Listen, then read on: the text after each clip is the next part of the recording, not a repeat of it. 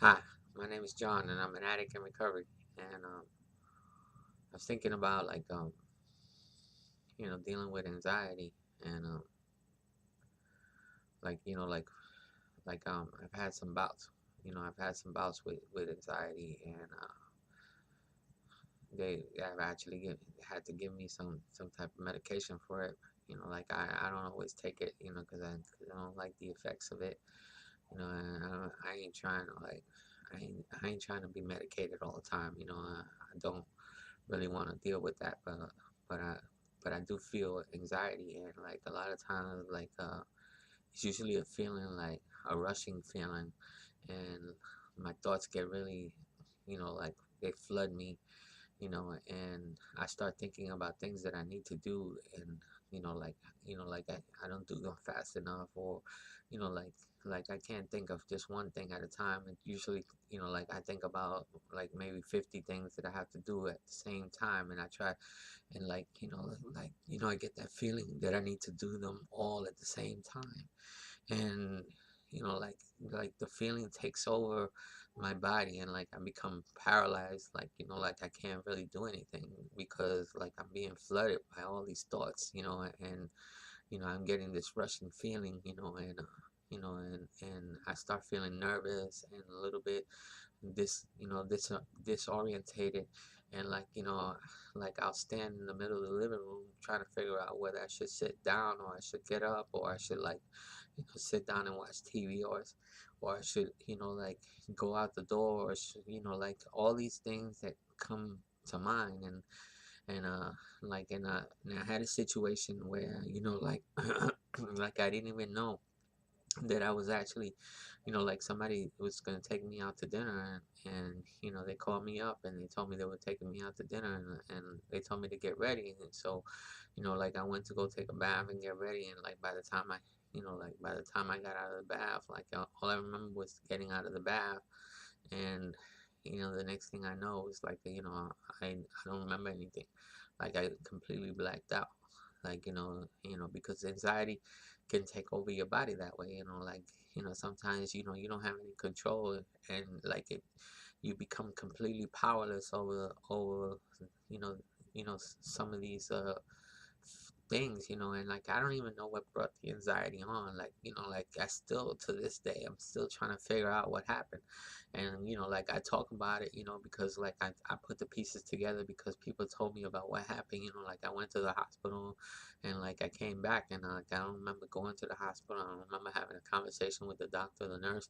I don't remember anything, and it's kind of scary. I don't even like talking about it because it doesn't really look good, like for me to be saying something like that to people, and like people will wonder, could he be in a blackout, like when he's talking to me and stuff like that, and it's just scary. It's just scary, because you hear about stuff like that when you're alcoholic, like I remember like drinking and having a blackout, but that was when I was drinking, and here I am, having anxiety, and I'm blacking out, and I mean, only happened to me once. It hasn't happened to me again. But then again, I don't know because I might have blacked out one time, blacked out a couple of times. Don't even remember blacking out. So it could have happened to me a couple of some other times. I just never really realized it because I could be blacking out my house and then coming back too. So it's kind of scary though. But I realized that anxiety can take over, can be such a destructive force in your life, and it can it can throw you off. And a lot of times people suffer from anxiety, and like I know there's people who actually look, like they say, oh, there can't be nothing wrong with them, and oh, it's just a little bit of anxiety. But it's not a little bit of anxiety, it's a lot of anxiety, and it's overwhelming anxiety, and it doesn't, like it takes completely over, like your whole body, and like it just doesn't stop, like it's like uncontrollable, like you have no control over it, like thank God I have a program. Thank God that I'm in recovery. Thank God that that I know something about recovery, and that like, because like, I mean, if worse, like, I mean, I would end up like medicating myself to death, thinking that like I need to like fix it or whatever. But like I just like like I take it one day at a time. Like I take it a moment at a time. Like like sometimes like, yeah, I feel the anxiety coming on, but like I sit down, or I go for a walk, or I go talk to somebody, or I most of the time, like talking to somebody, like even talking on this video helps, like really helps, like just conversating, like like you take away the power when you share your feeling, like when you talk about the feeling, like when you talk about the feeling and what you're thinking about, like doing, and and I, I understand why some people, they just can't deal. You know what I'm saying? Because sometimes, like your mind, kind of plays tricks on you or whatever, and you think of things that you shouldn't think about, and you wonder why you're thinking about that, and you think it has something to do with you, and you think that you're bad, or you're not good enough or anything like that. But like you're gonna have thoughts, like you powerless over the way you think. You really are.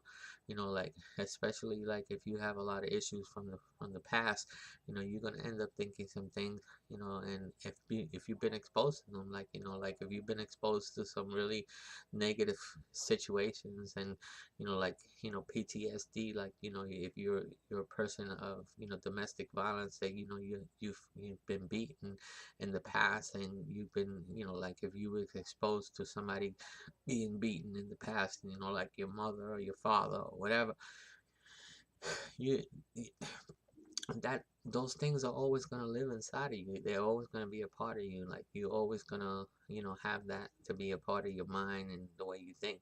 Like you've been exposed to drugs and the way drugs are, and God knows, like whatever, however far down them drugs took you, like you still have those experiences. And like if you see something on a movie, or if you see somebody shooting up or whatever, like all those things bring back feelings. It brings back feelings because you've been exposed to them. Like I don't think that anybody who hasn't been exposed to him doesn't know, doesn't know the difference. Like doesn't know what that feels like. Like they're like it doesn't affect them the way that it affects us. That it doesn't affect them the same way, and I don't think they even think that way. Like they it's just like people who turn around, and normal people who come up to you and they tell you you could just stop. You could just stop. Like you could just stop thinking that way, or you could just stop doing that, or you could just like really, like because you don't have the same problem, because they don't understand. Like and yeah, I run into people like that a lot. Like people telling me that why do you have to continue to keep going to meetings? Like they just don't realize like that we have these built-in forgetters, like that we constantly need to continue to look at ourselves, and to continue to have that conscious contact with ourselves in order for us to continue to live. And but like anxiety is a big deal. And if you're having problems with anxiety, you might want to go get some help. You might want to talk to somebody about it. But like if you have light bouts of anxiety, like yeah, you can turn around and do something, or you can sit down, or you can breathe in, or you could try to meditate, or you could try to read the literature. Like try to do something to distract you. You know, until you become calm enough to turn around and calm enough. And a lot of times anxiety comes from having a lot of thoughts, of things that are probably never going to happen, and kind of false evidence appearing real and stuff, like like you just think that they're going to happen, but they're not going to happen. But and you run into feeling a lot of different feelings as a result of that. So you know anyway, I think I said everything I needed to say. But if if nobody told you they love you today, I love you. So that's my higher power. Thank you for letting me share.